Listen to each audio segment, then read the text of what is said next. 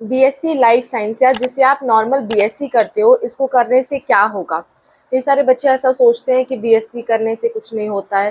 तो मैं बीएससी का सारा करियर स्कोप बताऊंगी कि बीएससी करने के तुरंत बाद आप कौन कौन सी जॉब कर सकते हो, बीएससी करने के बाद आगे आप अपना कैरियर बहुत अच्छा कैसे बना सकते हो, क्या क्या अपॉर्चुनिटीज़ आपके पास रहती हैं। क्योंकि बच्चों 12th पास करने के बाद अगर आपकी कोई तैयारी नहीं होती है तो सबसे पहला अटेम्प्ट बच्चे का ये होता है कि हम बीएससी कर लें। ठीक है। तो नॉर्मल बीएससी या जिसे आप BSc biological science, BSc life science कहते हो, उसी के बारे में डिटेल्स में आज हम डिस्कस करने वाले हैं। Let's start. Hello everyone, welcome to spark up classes. This is Suman Yadav. BSc life science, इसका दूसरा नाम बीएससी बायोलॉजिकल साइंस या कई बच्चे कहते हैं नॉर्मल बीएससी बायोलॉजी से हम कर रहे हैं। तो ये सारी एक ही चीज़ है। इसमें होता क्या है, इसमें बीएससी करने के दौरान आप अपने 3 सब्जेक्ट चूज़ करते हो। पहला होता है जूलॉजी, दूसरा होता है बॉटनी, तीसरा होता है केमिस्ट्री या फिजिक्स। वो आपकी मर्जी होती है आप कौन सा चूज़ करें। केमिस्ट्री या फिजिक्स में से कोई एक आपको लेना होता है। इसमें किसी भी सब्जेक्ट के आप बहुत गहराई में नहीं जाके पढ़ते हो, बस ऊपर ऊपर से पढ़ते हो सब्जेक्ट्स को, तो आपके लिए पढ़ना थोड़ा आसान होता है इसमें, इसलिए लोग नॉर्मल बीएससी करते हैं। ठीक है। अब इसके क्या फ़ायदे हैं देखो बच्चों। बीएससी लाइफ साइंस से करने के बाद आप जूलॉजी के भी फील्ड में जा सकते हो, आप बॉटनी के भी फील्ड में जा सकते हो। फॉर एग्जाम्पल, जैसे मान लो 12th बीएससी लाइफ साइंस तुरंत ख़त्म करोगे तो आपके पास कौन कौन से जॉब रहते हैं, पहले वो बात कर लेते हैं। उसके बाद अदर करियर स्कोप की बात करेंगे। बीएससी लाइफ साइंस जैसे ही आपकी ख़त्म होती है उसके बाद आप एलिजिबल हो जाते हो टीचर बनने के लिए।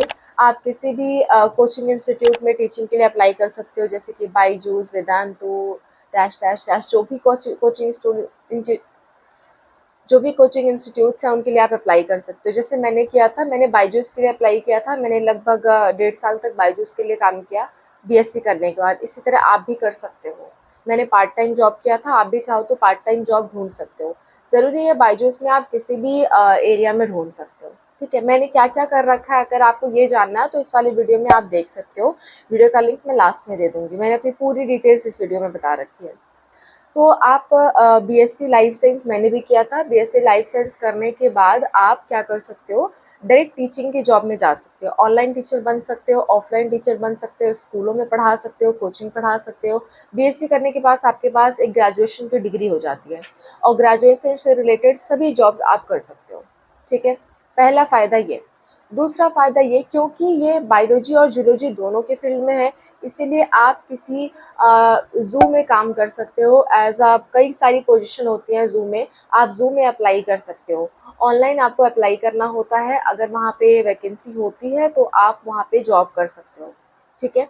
जॉब करने पे अगर आप ज़ू में काम कर रहे हो तो 15 से 20 हज़ार मैक्सिमम आपको मिलते हैं। 15 हज़ार आप मान के चलो, एवरेज सैलरी 15 हज़ार रहती है। और अगर आप किसी कोचिंग इंस्टीट्यूट में काम करते हो जैसे मैंने किया था, तो उसकी सैलरी 25 हज़ार के लगभग रहती है। ठीक है। 25 से 27 हज़ार, मेरी 25 हज़ार थी, बाद में चल के 27 हज़ार हो गई थी। क्लियर। नेक्स्ट, आपका जो लाइफ साइंस है उसके थ्रू आप बॉटनी भी पढ़े हो, तो आप किसी बॉटेनिकल गार्डन में या किसी पेड़ पौधों की जगह पे भी काम कर सकते हो। हॉर्टिकल्चर में काम कर सकते हो, एग्रीकल्चर इंडस्ट्री में भी काम कर सकते हो। उसमें भी आपको 10 से 15 हज़ार दिए जाते हैं। आप किसी भी नेशनल बोटानिकल इंस्टीट्यूट में, जैसे कि एनबीआरआई है लखनऊ में, मैं अप्लाई कर रही थी पर मैंने बीच में छोड़ दिया क्योंकि मेरा बाईजूस का हो गया था, इसलिए मैंने वो छोड़ दिया, वरना मैं भी वहाँ अप्लाई कर रही थी। तो ये सब आपको थोड़ा सर्च करना होता है और इन जगहों पे आपको अप्लाई करना होता है वैकेंसी पे, अगर आप बीएससी के तुरंत बाद जॉब पाना चाहते हो तो। ठीक है।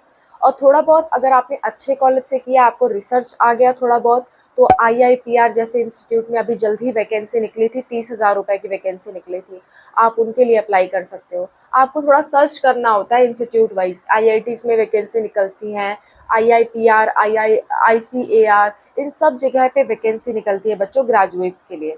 बस उसके साथ कुछ कोर्स डिज़ायरेबल मांगता है और उसके साथ इंटरव्यू होता है आपका। इंटरव्यू के लिए आपको थोड़ा तैयार होना होता है कि बीएससी में आपने जो पढ़ा है आपको अच्छे से आना चाहिए, दैट्स इट। ठीक है। तो बीएससी बायोलॉजी के तुरंत बाद भी जॉब्स हैं, काफ़ी जॉब्स हैं। अगर आप तुरंत बाद नहीं जॉब कर पाते हो या आपको नहीं चांस मिलता है, क्योंकि कई बार ऐसा होता है कि बच्चे नहीं ढूंढ पाते हैं, कुछ लोग नहीं चांस मिलता है, तो आपके पास क्या रास्ता है। अगर आप पढ़ने में ठीक ठाक हो बच्चों, तो बीएससी के दौरान ही आप आईआईटी जैम, गैट बी, और आप गेट एग्ज़ाम्स और आप सीयूटी पीजी एग्ज़ाम्स, इन चारों एग्ज़ाम्स की तैयारी करो। ठीक है। इन चारों एग्ज़ाम्स की तैयारी करने से बच्चों कई सारे फ़ायदे होते हैं। क्या होते हैं मैं बताती हूँ वन बाय वन। अगर आप आईआईटी जैम क्वालिफ़ाई करते हो तो आपको एमएससी आईआईटी जैसे कॉलेजेस से करने को मिलता है, ठीक है। आईआईटी जैसे कॉलेजेस से अगर आप एमएससी करते हो तो आपको साथ में स्कॉलरशिप दी जाती है एमएससी के दौरान ही। दूसरा फ़ायदा ये होता है, अगर आपने आईआईटी से एमएससी किया है तो एमएससी करने के बाद आपकी वैल्यू काफ़ी बड़ी रहती है। आईआईटी से एमएससी किया हो तो आसानी से आईआईटी से एमटेक भी कर सकते हो, और आईआईटी से एमटेक करने के दौरान भी 12,000 रुपए की स्कॉलरशिप मिलती है, और एमटेक करने के बाद आपकी डायरेक्ट प्लेसमेंट भी लगती है। ये एक बहुत बड़ा फ़ायदा है, ठीक है। सबसे अच्छा रहेगा अगर आप आईआईटी में जा पाओ।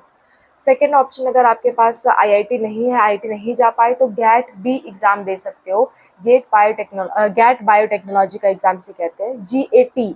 एक होता है जीएटीई, वो दूसरा एग्ज़ाम है, और ये है जीएटीबी, ठीक है, गैट बी इसे कहते हैं। इसके थ्रू आप आगे चल के बायोटेक्नोलॉजी कोर्स में एडमिशन लेते हो। देखो बच्चों, क्या होता है कि बीएससी अगर आपने नॉर्मल बीएससी कर रखी है ना, तो आपके पास मल्टीपल ऑप्शन खुले हैं। आप एमएससी के किसी भी फील्ड में जा सकते हो, मल्टीपल ऑप्शंस है। एमएससी माइक्रोबायोलॉजी में जाओ, बायोटेक्नोलॉजी में जाओ, अगेन लाइफ साइंस में जाओ, कुछ भी कर सकते हो, वो आपकी मर्जी के ऊपर है। तो नॉर्मल बीएससी करने का ये फ़ायदा होता है कि आप अभी डिसाइड नहीं कर पा रहे हो कि मुझे कौन सा बीएससी करना चाहिए, तो आप नॉर्मल बीएससी कर लो, इसके बाद आपके सामने सारे के सारे ऑप्शन खुले रहते हैं, ठीक है। अच्छा, गेट बी से क्या हुआ? गेट बी से आपको बहुत अच्छे अच्छे कॉलेजेस में एडमिशन मिलता है, जैसे कि बीएचयू में एडमिशन मिलता है। अगर बीएचयू में आप सीयूटी पीजी के थ्रू एडमिशन लेने जाओ ना, तो आपको टफ पड़ता है, लेकिन गेट बी के थ्रू अगर आप एडमिशन लेते हो, जो आप जिन बच्चों ने नीट की तैयारी की है उनके लिए गेट बी एग्ज़ाम निकालना बहुत आसान हो जाता है। गेट बी एग्ज़ाम नीट से काफ़ी ईजी पड़ता है और same to same ditto syllabus रहता है। तो आप मैं कहूँगी कि अगर बच्चों ने गेट बी का अगर बच्चों ने नीट का एग्ज़ाम दिया है तो वो ज़रूर गेट बी के थ्रू बीएचयू जैसे इंस्टीट्यूट में एडमिशन ले सकते हैं। वहाँ पे भी स्कॉलरशिप आपको 500 रुपये महीने की स्कॉलरशिप दी जाती है, ठीक है। नेक्स्ट बात कर लेते हैं। नेक्स्ट है आपका गेट एग्ज़ाम। गेट एग्ज़ाम से क्या फ़ायदा होता है? गेट के कई सारे एग्ज़ाम्स होते हैं, हमें कौन सा देना है? हमें देना है गेट एक्सेल का एग्ज़ाम या गेट बीटी। देखो, गेट बीटी थोड़ा टफ पड़ता है, तो मैं कहूँगी गेट बीटी के चक्कर में ना पड़ो, गेट एक्सेल एग्ज़ाम आप दो। गेट एक्सेल में आपका physics, chemistry, biology, general aptitude और आपके जूलॉजी, बॉटनी और कई सारे सब्जेक्ट्स पूछे जाते हैं, पर आप उनमें से जूलॉजी, बॉटनी चूज़ कर सकते हो क्योंकि वो आपका सब्जेक्ट है। ये करने के बाद आपको डायरेक्ट पीएचडी के लिए भी ऑफ़र मिलता है। एमएससी पीएचडी इंटीग्रेटेड कर सकते हो आप आईआईएससी जैसे इंस्टीट्यूट से। अगर आप साइंटिस्ट बनना चाहते हो तो इससे बेहतर कोई स्कोप नहीं है आपके पास, ठीक है। तो गेट एक्सेल से करने के बाद गेट एक्सेल का स्कोर 3 साल के लिए वैलिड होता है। 2 साल आप एमएससी करने के बाद भी पीएचडी ज्वाइन करना चाहो तो कर सकते हो, ठीक है। चौथा ऑप्शन मैंने बताया था सीयूटी पीजी। अगर कुछ नहीं निकलता है तो सीयूटी पीजी में अप्लाई करो, वहाँ से कहीं ना कहीं में एमएससी में एडमिशन हो जाता है। और एमएससी करने के साथ साथ आप नेट जेआरएफ की प्रिपेयर कर सकते हो। नेट अगर एक बार क्वालिफाई हो गया, नेट क्वालिफाई होने के बाद आप असिस्टेंट प्रोफेसर बन जाते हो। आप किसी यूनिवर्सिटी में प्रोफेसर की तरह काम कर सकते हो और अच्छी खासी सैलरी अपनी बना सकते हो। ये सारे करियर स्कोप होते हैं बीएससी लाइफ साइंस करने के बाद। दूसरा भी एक रास्ता है बच्चों, ये तो सिर्फ बायोलॉजी के फील्ड में मैंने बताया। दूसरा एक रास्ता क्या है? आप बीएससी करने के बाद बीएड कर लो। बीएड करने के बाद आप सरकारी स्कूल के टीचर बन सकते हो, जैसे कि सीटेट, सुपर टेट एग्ज़ाम देके आप सरकारी स्कूलों में टीचर बन सकते हो। कैसे टीचर बनते हैं, कैसे प्रोफेसर बनते हैं, मैंने इस वीडियो में बता रखा है, आप जाके देख सकते हो, वीडियो का लिंक लास्ट में मिल जाएगा, ठीक है। और आप क्या कर सकते हो कि बीएससी करने के बाद आप ग्रेजुएट कहलाते हो, और ग्रेजुएशन के बाद जितने भी एग्ज़ाम होते हैं, जैसे कि आपके बैंकिंग के एग्ज़ाम हो गए, जैसे आपके एसएससी के एग्ज़ाम हो गए, जितने भी गवर्नमेंट एग्ज़ाम्स हैं सभी के लिए आप एलिजिबल हो जाते हो।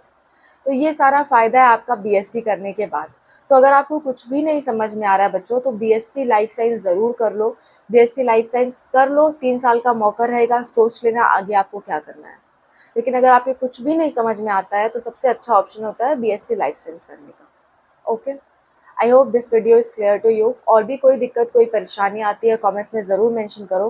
कुछ बच्चे पूछते हैं बीएससी बायोटेक्नोलॉजी कैसा है, तो मैंने इस वीडियो में बता रखा है, वीडियो का लिंक लास्ट में मिल जाएगा। So this is all about the video. Thank you so much for watching बच्चों। और कुछ सोशल मुद्दे पे भी आप लोग को जानने की ज़रूरत है। आप लोग ज़रूर कुछ लाइफ से रिलेटेड बातें भी देखा करो, मोरल लेसन भी अपना स्ट्रॉन्ग किया करो बच्चों।